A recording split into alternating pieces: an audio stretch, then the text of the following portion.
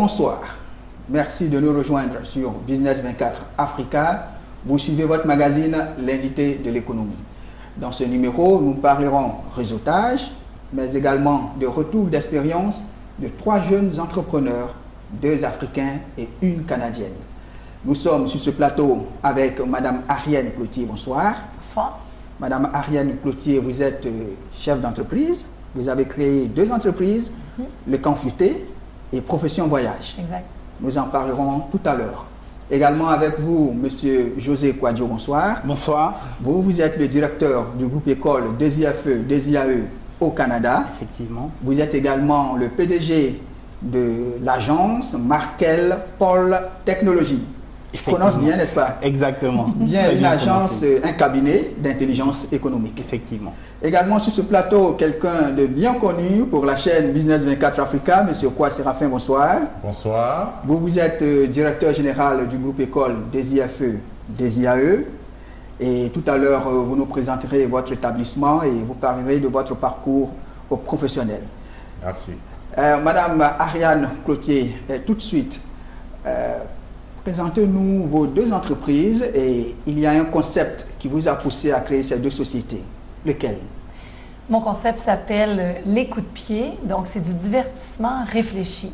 Très rarement, on met ces 2 mots ensemble, donc divertissement pour s'amuser, pour le plaisir, pour vraiment développer des activités créatives et ludiques, et le côté réfléchi de donner un sens aux activités, donner un sens au plaisir, donner un sens à la communication, de communiquer autrement les choses. Donc, tout est parti d'un livre qui s'appelle Un coup de pied bien placé. OK, ce livre-ci, Un coup de pied bien placé. Ça dit déjà dans le titre, donc, de se donner le coup de pied pour faire les choses autrement, pour continuer d'avancer. Et je pense que ce qui nous rejoint toutes les 3, c'est vraiment l'action. C'est vraiment de se donner les coups de pied pour persévérer, pour avancer. Les entrepreneurs sont bien connus pour ça. Et j'ai bâti mon concept avec 15 objets, des symboliques, comme le joyau pour se donner le droit de briller comme un joyau, comme le tuteur pour soutenir une plante pour grandir et non pas grandir à sa place. Tous des concepts qui ont leur place justement quand on développe des projets. Alors, j'ai commencé avec le livre et j'ai matérialisé ce concept-là sous 2 formes, soit avec les enfants, donc pour stimuler la confiance en soi des enfants dans les camps de jour chez nous, très connus, l'été, les vacances. Donc, pendant que les parents travaillent, on occupe et on anime, on amuse les enfants avec ce concept original, beaucoup axé sur le divertissement réfléchi, justement. Donc, des spectacles à chaque semaine, des jeux, toujours dans le jeu, mais de vraiment donner un sens à toutes ces activités-là avec des moments sabliers, moments nez de clown, moments joyaux. Donc, beaucoup de détails, mais qu'on peut voir sur le site en vidéo. Et finalement, j'ai matérialiser le concept sous Profession Voyage, donc professionvoyage.com, qui est une plateforme spécialisée tourisme voyage, un type de média qui, dans le fond, se spécialise dans la production vidéo, dans la rédaction et dans le design graphique, tout ça dans le tourisme voyage. Okay. Et ce qui m'amène en Côte d'Ivoire, ben, c'est mes collègues qui sont assis à côté de moi. OK, d'accord. Donc, tout est parti de ce bouquin. Vous êtes co-auteur du bouquin. Et depuis, vous avez créé 2 autres sociétés. 2 autres sociétés. Le Camp Futé, et dans les Camp Futé, vous parlez du divertissement réfléchi. Exact. 2 mots contradictoires. Qui peut opposer les 2 côtés de cerveau, exactement. Alors, donc, vous faites des colonies de vacances pour enfants, et divertissement de façon réfléchie. Exact. Vous en avez fait un business qui marche bien au Canada. Exact, depuis 4 ans, oui. Et puis, il y a aussi Profession Voyage. Exact. Vous êtes là plutôt dans le tourisme, n'est-ce pas? Oui, puis j'ai un parallèle dans le fond entre les 2 parce que je dis souvent que mon terrain de jeu est le monde et le fait d'avoir un réseau dans le voyage m'aide aussi à développer les coups de pied, les camps futés. Donc, de mon concept de coup de pied, j'ai développé les camps futés. Donc, le fait de voyager, le fait d'avoir accès à un réseau international m'aide aussi à développer mon nouveau concept des coups de pied, des camps futés. J'arrête pas de dire coups de pied. OK, et les 2 sociétés marchent bien? Si. Les 2 sociétés marchent bien, vous arrivez à gérer les 2? Oui, effectivement, il y a des défis. Il y a des défis à vouloir gérer plusieurs choses en même temps. Mais un entrepreneur, je dis que les entrepreneurs de la nouvelle génération sont des entrepreneurs multi-projets. Donc, on aime développer des différents projets et on est capable de le faire, n'est-ce pas, Séraphin? Oui. N'est-ce pas, José? Donc, tout de suite, nous allons aller avec José. Vous êtes PDG de l'agence Markel Technologies. Markel Technologies, un cabinet d'intelligence économique vraiment orienté techno. C'est-à-dire, qu'est-ce que vous faites? En fait, un cabinet d'intelligence économique, pourquoi? Au centre de notre cabinet, c'est l'information essentielle pour l'entreprise. Donc, quand j'ai lancé l'entreprise en mars 2015, j'avais derrière moi un parcours déjà en tant que technicien, ingénieur, dans tout ce qui est application, développement d'applications, mais aussi j'avais une formation et un diplôme en intelligence économique. Donc j'ai combiné les deux pour pouvoir amener un élément que je trouvais qui manquait beaucoup aux entreprises, c'est-à-dire une information transversale avec des outils qui étaient propres à l'entreprise, donc qui assuraient sa propre sécurité et vraiment c'est de là que tout est parti. Donc aujourd'hui, Markel accompagne les entreprises, mais pas seulement en fournissant une application ou un site web, mais en faisant un audit de l'entreprise et de ses besoins pour lui fournir les technologies, les dernières technologies dont elle a besoin pour pouvoir faire face à la concurrence. Donc c'est un peu ça, Markel. D'accord, à vous écouter, hein, Markel Technologies s'est beaucoup investi dans la veille technologique, n'est-ce pas? Exactement, veille technologique, mais aussi veille informationnelle. Et je peux vous dire, au côté technologie, de par mon expérience, j'ai compris que l'une des failles aujourd'hui en 2017, c'est le trop plein d'outils technologiques. Il y en a trop plein et les entreprises se retrouvent à ne pas savoir exactement vers où aller. Ça ne correspond pas aux besoins de l'entreprise, mais ça correspond peut-être aux besoins du marché. Donc, amener les entreprises à identifier la technologie dont ils ont réellement besoin. Construire une technologie qui leur est propre, c'est assurer déjà la sécurité de l'information. On ne peut pas parler d'intelligence économique sans parler de sécurisation de l'information. Et c'est ce que nous faisons en accompagnant les entreprises et en leur fournissant tous les outils nécessaires. Merci. Vos clients, généralement, sont des Canadiens, des Africains, parce que l'intelligence économique, pour leur fait avance un pas de tortue en Côte d'Ivoire. Oui. On ne connaît pas la veille technologique, la veille commerciale, et c'est difficile de mettre en place des cellules d'intelligence économique dans nos entreprises. Mais vous ne désespérez pas? Non, je ne désespère pas. C'est sûr qu'au départ, et là, M. Kwa qui est avec moi va pouvoir vous dire que pour atteindre son objectif final, on est obligé souvent de passer par des sous-objectifs. Donc, pour moi, je ne désespère pas. Mais je sais que avant de parler, avant que l'entreprise ait la culture de la sécurisation de l'information, il faut déjà qu'elle identifie ses informations stratégiques, qu'elle identifie ses besoins. Et donc, j'arrive souvent auprès des entreprises avec quelque chose qu'elles connaissent déjà ou dont elles ont besoin. Avez-vous besoin d'une application, d'un réseau interne au sein de votre entreprise? Nous pouvons le concevoir. Et à partir de là, vient la question, mais vous savez que si quelqu'un rentre dans votre entreprise par le biais de ce réseau, il peut compromettre vos informations. Et là, la porte est ouverte pour parler maintenant de veille technologique, d'intelligence économique et de lui dire également, vous n'êtes pas seul sur le marché. Il y a des choses qui se font à l'extérieur. Est-ce que vous savez que nous pouvons implémenter des choses pour vous permettre d'être toujours à jour, d'être toujours au fait de ce qui se passe autour de vous. Et donc à partir de là, on parle d'intelligence économique sans mettre le mot intelligence économique. Parce que je pense que c'est un concept, j'ai étudié en France, donc je sais que c'est un concept qui a commencé avec une direction de l'intelligence économique en France. Aujourd'hui, je sais qu'en Côte d'Ivoire, il y a des efforts qui sont faits, mais au final, c'est quelque chose qui vient progressivement. J'ai des clients canadiens, français et bien entendu en Côte d'Ivoire. Donc, c'est effectivement, comme tu le dis, Ariane, une vraie éducation à faire dans ce domaine. Ok, merci beaucoup. Monsieur Kwa Séraphin, vous êtes le directeur général du groupe école des IFE, des IAE, oui. Une école d'entrepreneurs, une école agricole. L'école des entrepreneurs, cette école est bâtie en Côte d'Ivoire. C'est un ensemble de 4 établissements. L'école de la Riviera Palmeret, l'école de Yopougon, l'université d'entrepreneuriat d'Azagué, l'école de Yamoussoukro et le bureau au Canada. Mais il faut dire qu'on est parti d'un concept aussi très simple. On s'est rendu compte, moi dans ma formation, que le système éducatif dans son ensemble dans notre pays est basé sur la bureaucratie. On ne peut pas me dire le contraire. Alors il fallait apporter un coup de pouce, du concret, en créant cette école qui est pour nous l'école des entrepreneurs, l'école pratique, l'école des métiers. C'est pour ça que tout à l'heure, quand vous avez dit entrepreneuriat agricole, effectivement, il est plus facile d'insérer des jeunes dans le domaine agricole. Nous sommes un pays à vocation agricole.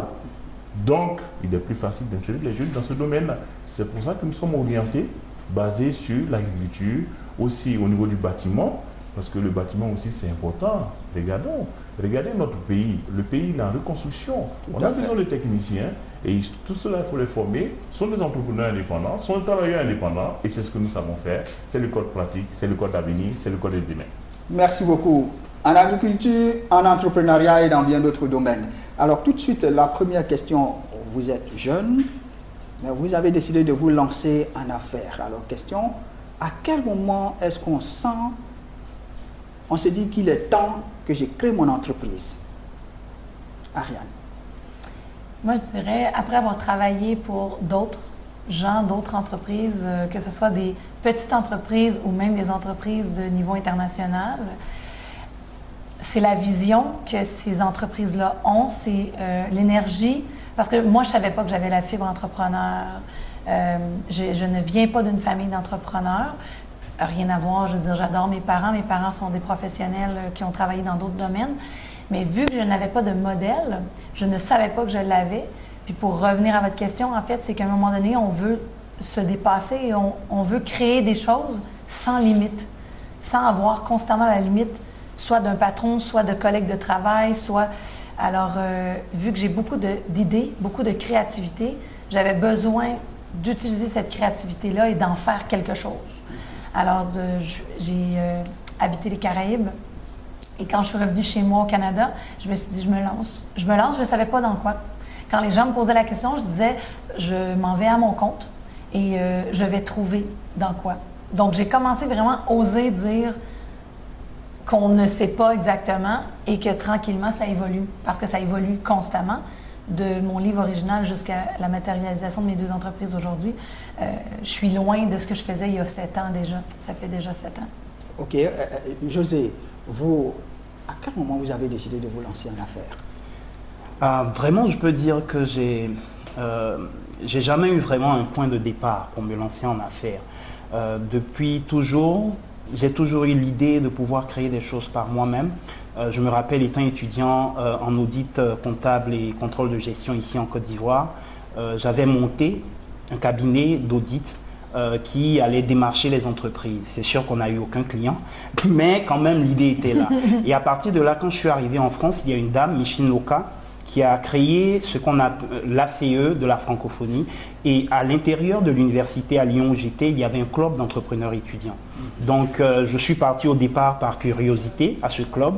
Et là, j'ai commencé à découvrir, à apprendre, à voir, à rencontrer des professionnels, j'ai été au travers de ce réseau pendant plusieurs années intervenant pour 100 000 entrepreneurs en France. Donc là, ça m'a donné vraiment de partir vraiment dans l'entrepreneuriat. Donc là, c'était les prémices. Et lorsque je suis arrivé au Canada, après avoir travaillé pour GE, une entreprise américaine, avoir travaillé pour d'autres entreprises, et j'ai décidé de monter en 2015 ma propre entreprise, comme je l'ai dit tout à l'heure, Markel, dans le domaine technologique. Mais j'ai toujours été sur différents projets, et là, ça a été vraiment le déclencheur. Ok, Monsieur Kwa, vous, est-ce une somme d'expérience qui vous a poussé à l'entrepreneuriat, ou bien c'est juste le désir de devenir patron?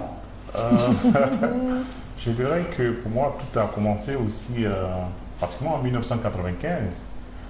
J'ai eu le bac en 1995 et je me rappelle bien en son temps, mes parents ils m'ont fait un don de 500 000 francs en argent. 500 000 francs, c'était beaucoup. Hein. Et j'étais à l'université et avec les 500 000, j'ai ouvert un salon de coiffure. Oh.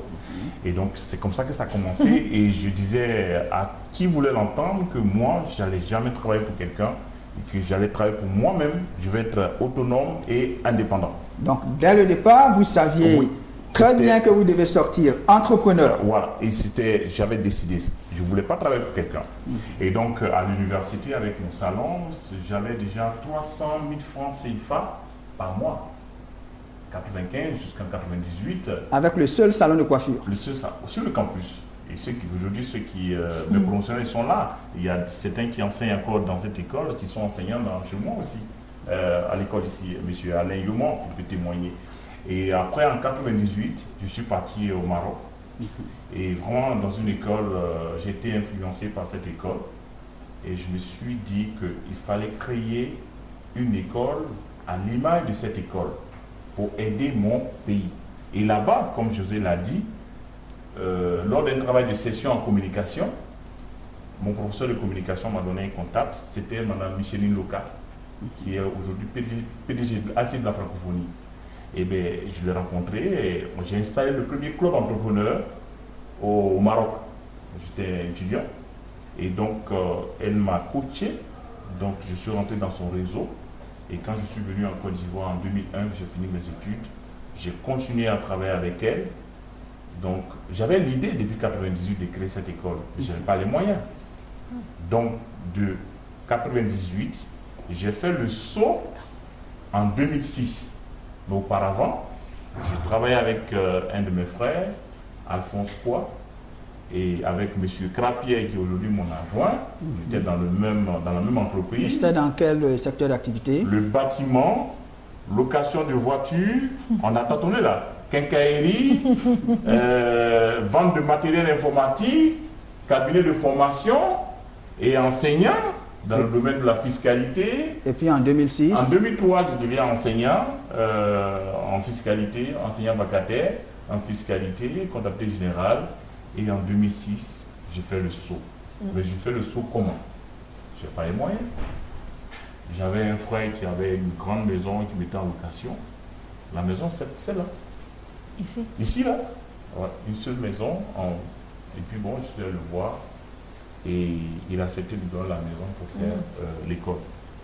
Je vous assure, en 2006, on n'avait seulement que 3 salles de classe et 4 étudiants. Et la Palmeraie, les gens se moquaient de moi. J'étais la risée de tout le monde.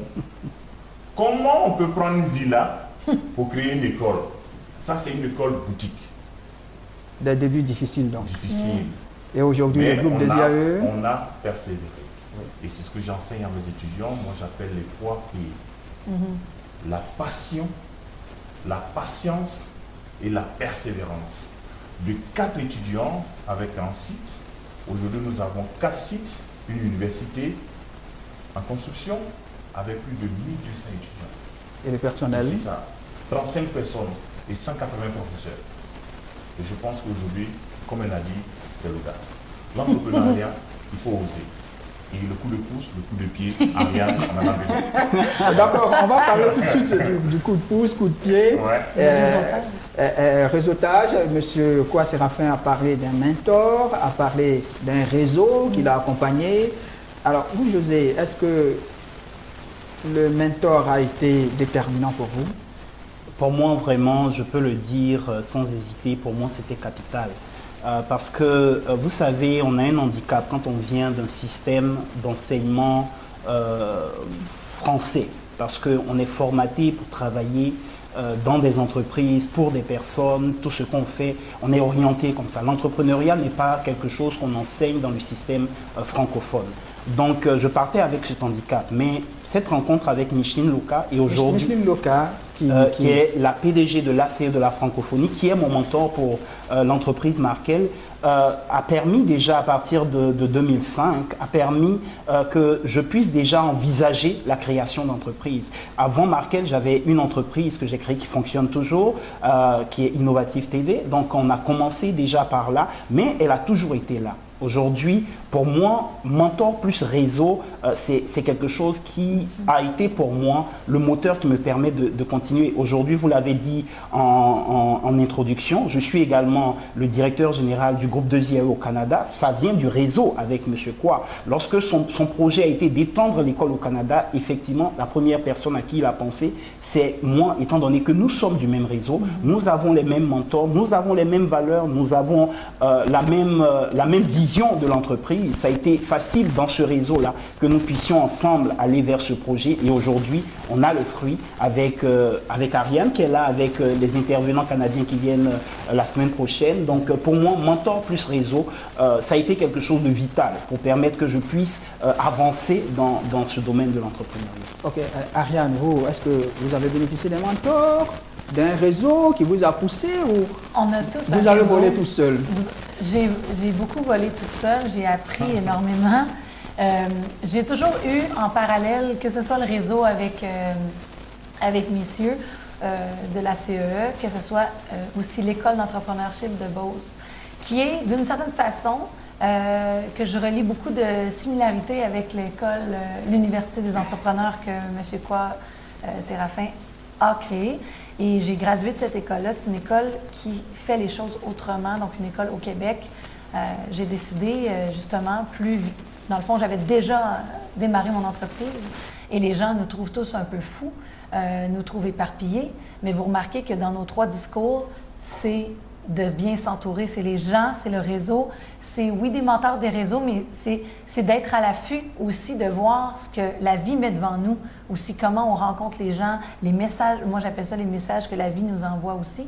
Et ce réseau-là, l'école d'entrepreneurship de Beauce, qui sont tous des dirigeants d'entreprise et des dirigeants, et non pas des dirigeants étudiants, des dirigeants assidus qui sont dirigeants de leur société actuellement et qui décident de retourner à l'école, si on veut, pour se former, pour côtoyer un réseau d'entrepreneurs.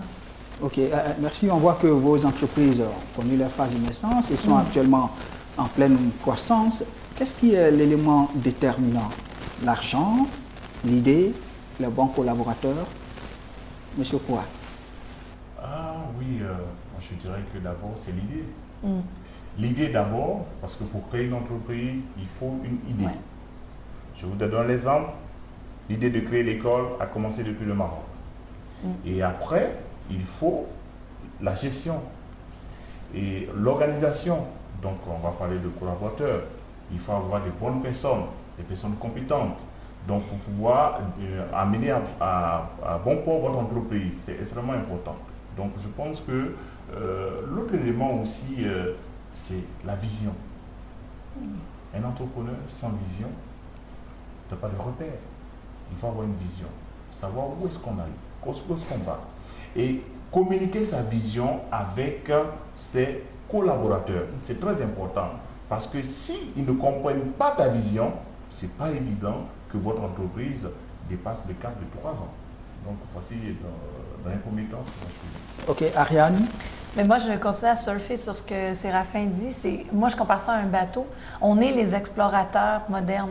Donc, les navigateurs qui ont découvert l'Amérique, qui ont découvert la route de l'Inde, les Christophe Colomb de ce monde, les Jacques Cartier, sans prétention.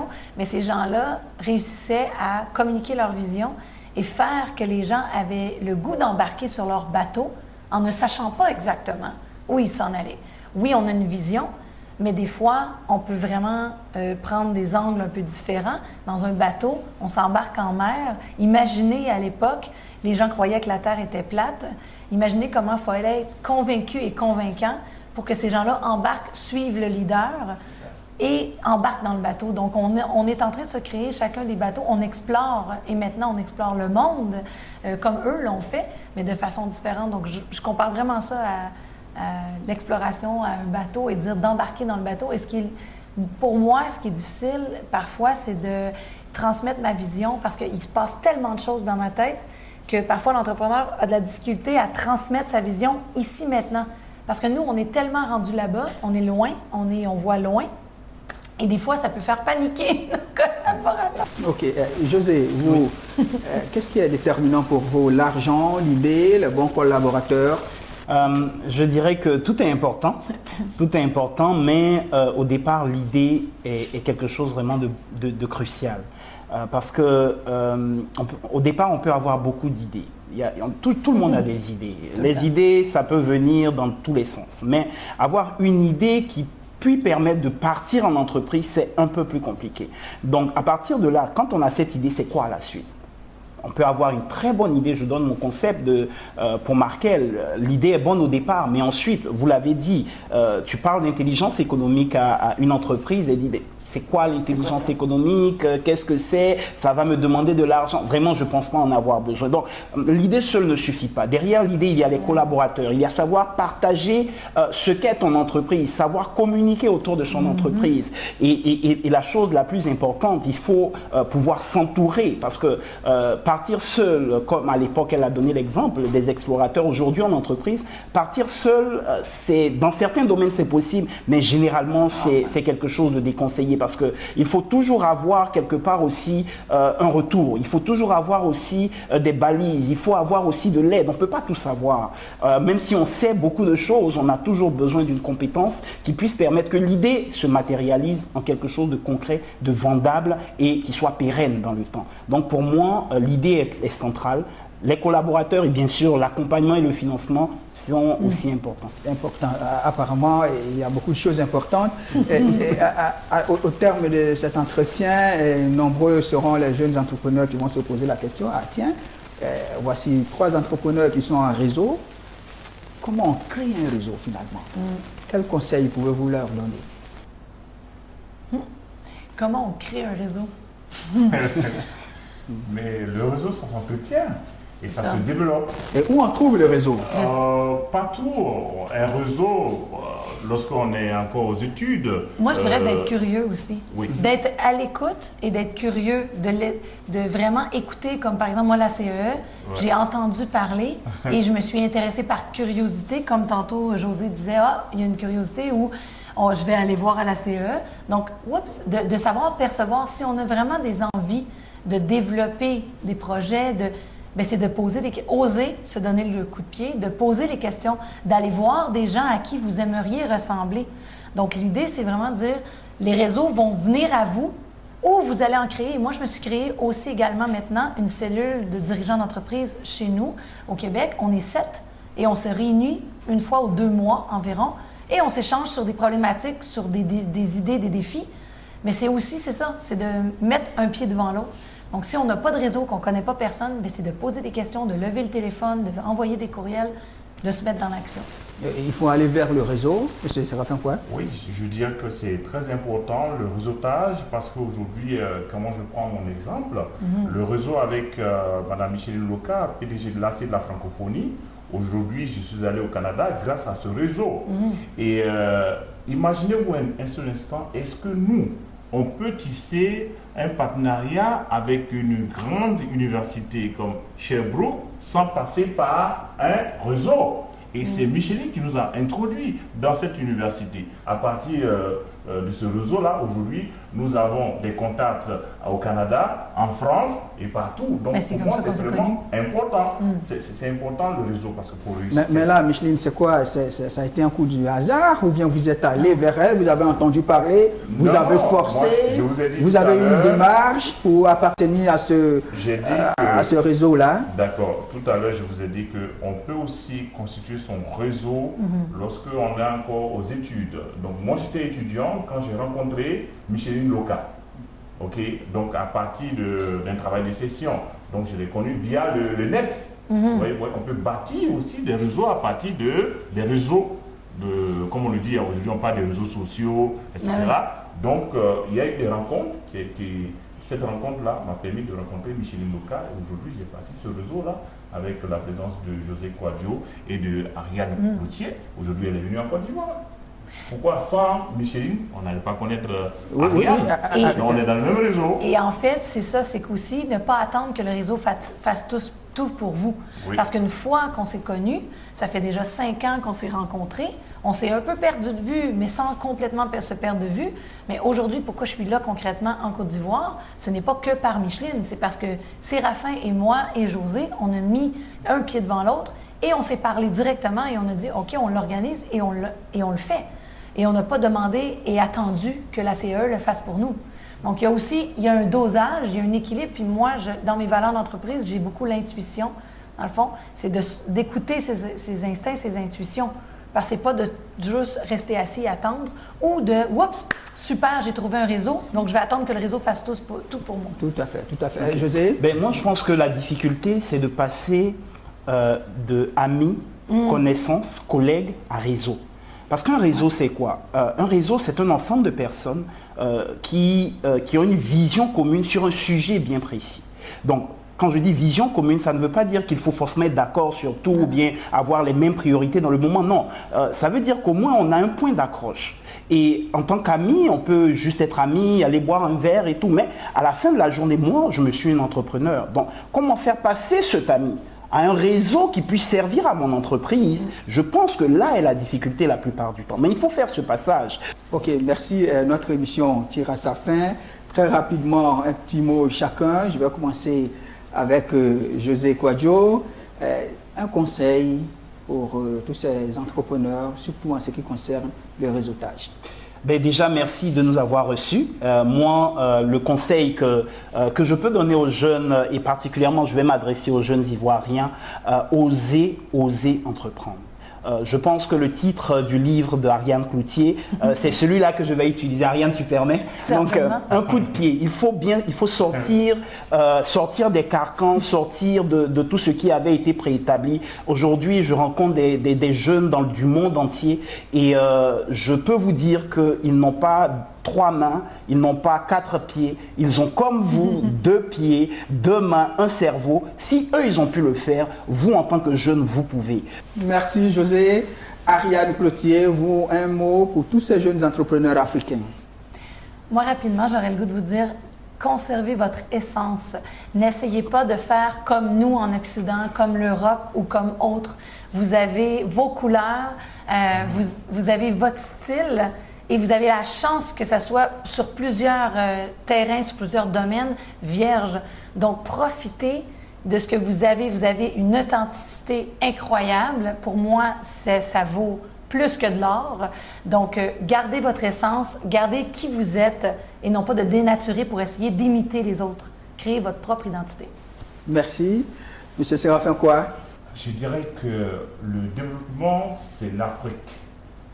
Eh bien, tout à refaire en Afrique, tout à faire à refaire en Afrique. Et par conséquent, je dirais aux jeunes, l'État-providence est terminé. Si je prends mon exemple, avec 4 étudiants au départ, et si aujourd'hui j'ai dépassé le cap de 1200 étudiants avec 4 universités, 4 sites, ça veut dire que vous aussi pouvez le faire. Qu'est-ce qui a fait la différence? Je dirais que c'est l'audace, c'est le courage, la patience, la persévérance, l'endurance, le sacrifice. Et un mot, le sens de la responsabilité. Le sens de la responsabilité est un mot très fort.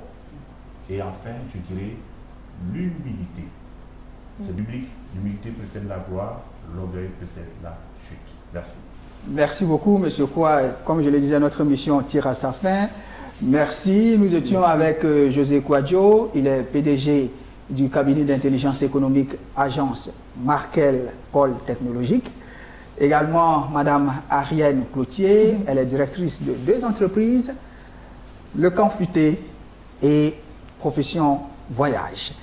Enfin, Monsieur Kouai Séraphin, lui, il est le directeur général du groupe école des IFE, des IAE. Merci beaucoup. Merci. Merci d'avoir répondu à notre invitation.